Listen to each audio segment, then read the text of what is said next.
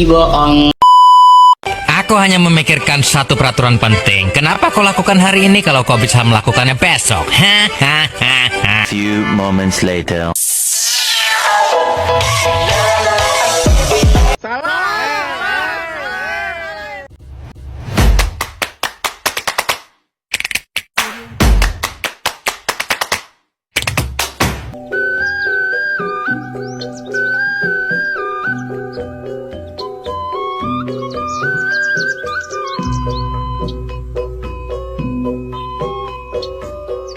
Assalamualaikum warahmatullahi wabarakatuh.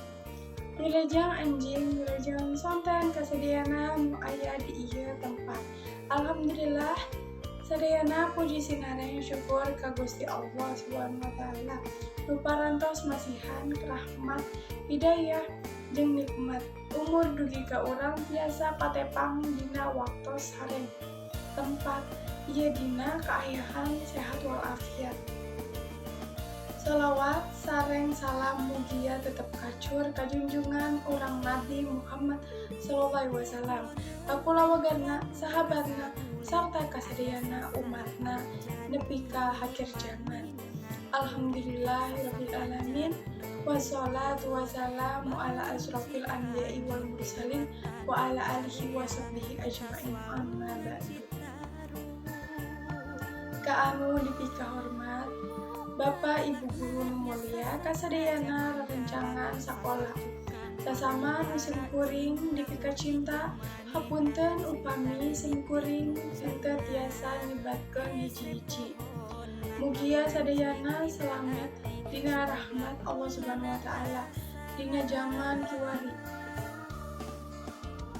Pendidikan teh jadi kunci utama pikeun ngawangun masa depan nu cerah.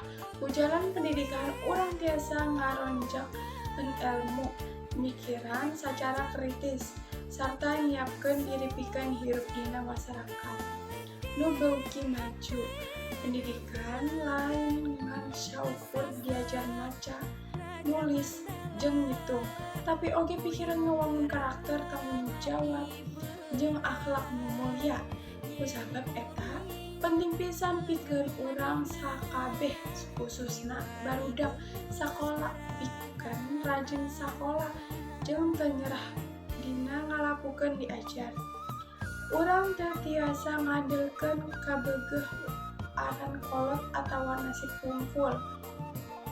Ku pendidikan urang tiasa ngarobah kahirupan urang sorangan jeung masyarakat. Sakuringan jalma nu boga ilmu tangtuna bakal leuwih siap nyangharpan tantangan kahirupan di mangsa nu bakal datang. Bukituna pendidikan teh lain ngan hiji pilihan, tapi geus jadi hiji kabutuhan. Sagalana dimimitian tina pendidikan.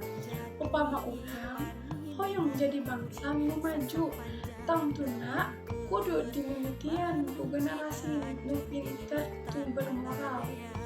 Hayu urang babarengan ngajaga jeung agar ojatkeun semangat diajar.